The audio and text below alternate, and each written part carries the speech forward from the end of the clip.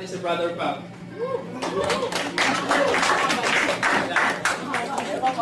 10 minutes lang, ha? Maraming salamat, Pastor.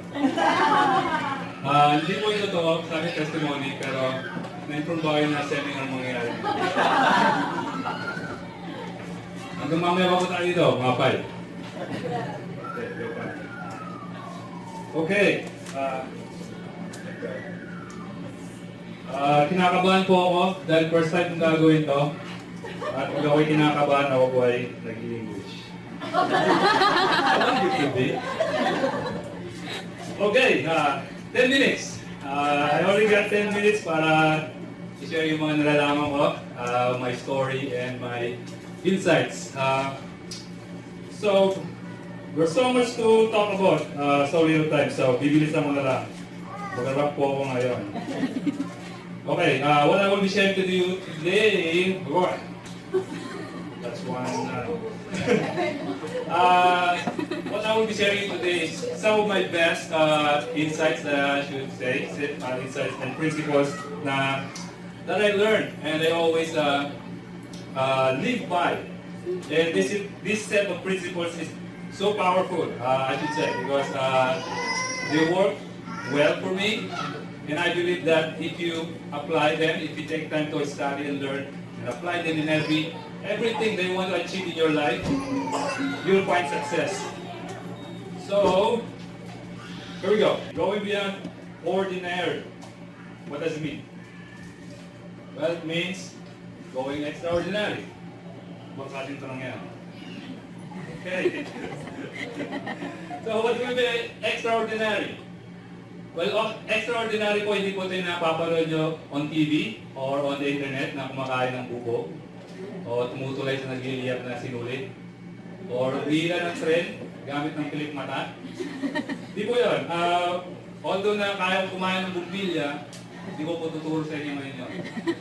What we mean by extraordinary is something or anything that's unusual na, sinabi ni Pastor Noy. Something that you haven't experienced or haven't done in your life that might have a huge impact in your ordinary daily life. And I consider my life as an extraordinary, not because I'm an extraordinary person. Hindi po. I'm not an ordinary person. I consider my life as extraordinary because some of the big decisions that I made in my life in the past na I never thought na would be that I would be able to make it. And one of those big decisions that I considered as extraordinary is when I quit my full-time job 3 years ago. Yes, I quit my full-time job 3 years ago just to try a new freelance career without any assurance of success. And that's, I think, most of the people would not ever dare to do. And it was a huge risk for me back then kasi may pamilya na po ako nun with 2 kids and ako lang ang buhay sa amin. And it wasn't an easy decision. There were a lot of what-ifs going inside my head during those times that I wrestled with. What if I fail? What if di ko masustain yung income? Or what if maubos yung savings na before I can make money? But to make a long story short, I still decided to quit my job to do what I really want to do. So 3 years later, here I am, and I'm still enjoying the ride. Yeah. And I consider it a success because aside from getting paid from doing what I love, I now have much more time with my family, myself, and ministry. And I can now work anytime I want, without any boss except for my wife. Pero very minimum supervision pa rin naman. So pwede pa rin pumetex. And I can earn as much as I want. More than I was earning from my previous career. So, and without these principles or rules that I will be sharing you right now, I wouldn't be where I am today. Tell you what. I wouldn't be here talking to you about it. And I would probably be working hard 8 hours a day, doing the things that I don't like. So, without further ado, how to go beyond extraordinary to achieve your goal. And I will only give you 4 points. Here we go. Number 1, be a self-expert. Number 2 is pay in advance. 3, getting in the game. And number 4, find a winning strategy. Okay, mabilis lang. Number 1, be a self-expert. If you don't know what you're looking for, you'll never find it. Okay? You must know yourself inside out 100%. Okay? You must decide what you really want to become or want to achieve in your life. You cannot, if you don't know what you're looking for, you can't find it. If you don't know where you're going, you'll never get there. So you have to determine that. You have to determine your passion. And one of the ways to determine your passion is to ask yourself a question. With what I want to achieve right now, or with what I want to achieve, would I be willing or would I be happy to do it for the rest of my life, even if I don't get paid or make money from it? That's a very powerful question. Na pag ang answer is no, then that must not be your passion. Okay? If the answer is yes, then that must be it. So, next, win the battle inside your head. This is one of the most crucial principles that you need to pay attention to. You have to convince yourself 100% that you will achieve anything or any goals you set for yourself. That's what Tony Robbins said nga is success is 20% mechanics and 80% psychology, which is true. And you have to win the battle inside your head, and the rest will be easy. The next, get the right attitude. If you want to get something, if you want to get something better, you got to be better. There's no question on that. You got to be better. You have to ask yourself, what person do I need to become for me to be able to achieve the goal that I want? And the best way to find this out is to look at the people that already achieved what you want to achieve, and just see how they behave and how they respond toward things. And that's very important. One of the success hack. Yeah. And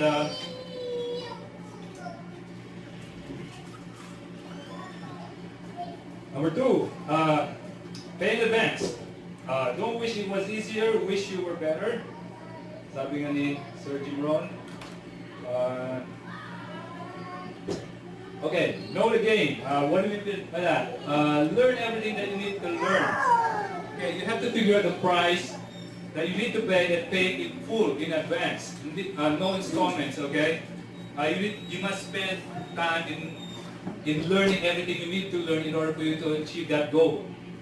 Read books, watch training videos, attend relevant seminars. Get loaded with the information as much as you can.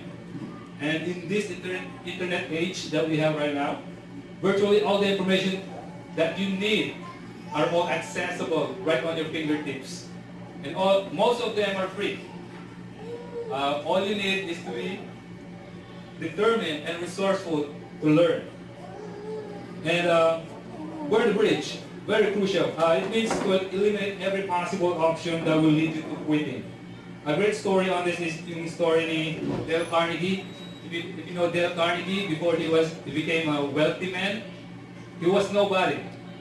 His ultimate dream was to work with Thomas Edison and become his business associate. Thomas Edison during that time is multi-millionaire na. He owned a company while this Dale Carnegie is just nobody. Simpleng tao lang. But he was so determined about his goal that he was willing to burn this bridge. So what he did, he traveled miles by train para lang i-meet si Thomas Edison. At ang dala niyang pera is yung papunta niya lang doon. Wala siyang pamasahe pabalik. And he said na, there's no going back. Either I get a job at Thomas Edison's company or I will end beggar or pulube sa kalye. So, he did that. When he get there, hintayin si Thomas Edison dumating sa building niya. Nag dumating si Thomas Edison doon sa place. kasama yung mga bodyguards niya, hindi siya nagdalawang isip. He goes straight to Thomas Edison, he approach him, sabi niya, "Sir, I want to work for you and become your business associate." Thomas Edison was so amazed and astounded by this person's determination and lakas ng loob. So, to make long story short, he ended up working at Thomas Edison Company. He worked his way up hanggang sa maging business associate siya ni Thomas Edison. And another great story here is a story of a great warrior with his soldiers who were trying to colonize an island. This leader, warrior, he knew na how great the challenge was when they got to the island kasi the number of their enemies is 10 times larger than them. So instead na manakot siya and mag-retreat, he instead commanded his soldiers to burn their ships. Sabi, sunugin nyo yung mga barko natin. And then, he said, either we win or we perish. Either manalo tayo o mamatay tayo dito. And to make long story short, they won the battle and they owned the island. So very crucial, you have to be willing to burn your bridge. Okay, you have to make the quitting hard and painful. And one thing that you can do is to make a commitment to someone. You can make a deal with a friend. Sabihin mo, bro, kung di ko to gagawin or if I quit, sa'yo na yung 1 month salary ko. At ito ang memorandum of agreement. Or something like that. Just to make quitting so hard and painful that you would not consider it as an option. Alright? So, next.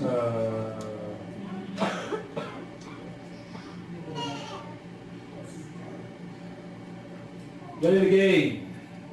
Anything great is worth doing poorly at the beginning. Sabi nga ni Brian Tracy. Do you agree?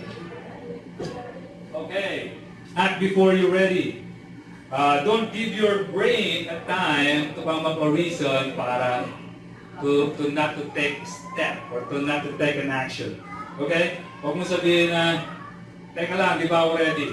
Teka lang, bubuhay na pa ako or teka lang, di pa sapat yung kaalaman ko. No, kapatid. You don't need to know a lot to get started. Just enough. You can learn the rest along the way. Okay? You have to commit first. Figure out later. Because every problem is solvable. Very important. And next is...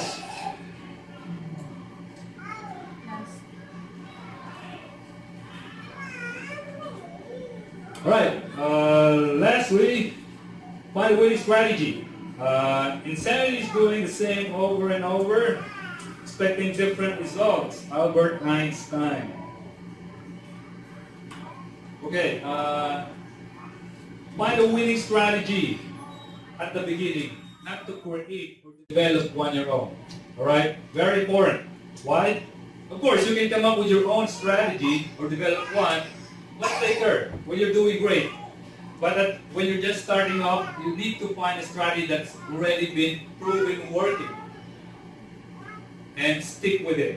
Okay? You don't want to waste time doing trial and error approach. Life is too short. Okay? Be smart. Sabi nga experience is the best teacher.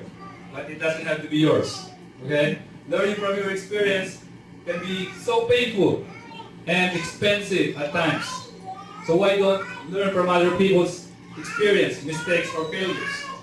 Be smart, okay? Learn from the masters.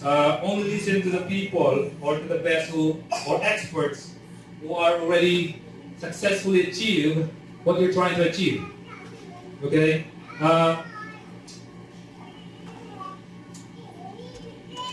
Do not take advice from your neighbors or friends if you don't want to end up being like them. Okay? Take only advice from the experts. Read best-selling books, training videos, and seminars if possible. And most of them are free, online. Commit yourself to a lifelong learning. We now live in era where everything changes so rapidly. With the technology that moves so fast, what you may know today, is no longer relevant tomorrow. Tell you what, lalo na pag sa may technology na sila nagtatrabaho, technical skills, you have to be updated all the time. It is important for you to keep up with the changes. Don't stay where you are. Don't be content what you have. Learn. Keep learning. Okay? There's a prediction by some group of tech and business analysts that by the 2050, most of the jobs we have today will be phased out or will be no longer relevant because of the rise of the AI or artificial intelligence. Intelligent machines and robots na po ang gagawa lahat ng trabaho. So what does it mean? Halos lahat ng tao mawawalan ng trabaho. So you have to be very aware and concerned about that. And do something immediately as soon as possible. So learn a new skills, expand your knowledge, okay, before it's too late. Then repetition, very important. Repeat the process over and over. The hardest part is the first step. You just need to repeat the process until you become comfortable or you master it. Repetition is mother of skills. Alright? So, to sum it up, again, here are the principles. Be a self-expert, play in advance, get in the game, find a winning strategy. Okay. Bonus. Shortcut formula. So, do you think that lahat ng sinabi ko is overwhelming? Ito, shortcut formula para sa inyo. Tadan! Matthew 6:33. Seek first His kingdom and His righteousness, and all these things will be added unto you. Ladies and gentlemen, brothers and sisters, this is the formula. Okay? If you're looking for the answers, this is the text that we want to dig more, dissect, digest more. This formula works. This is what I've been enjoying right now, mga kapatid. And this is a praise na di lang ang galing ng kani-kanino. This is the word from Lord Jesus Christ Himself, who created the universe and everything in it. Okay, when He said that, He will never lie. I cannot tell you more story, but this really works for me. I tell you. This verse is begging for you to test. Test it, mga kapatid, and find it for yourself. Okay, when you apply this and entrust everything unto Him, everything will fall into place. Thank you.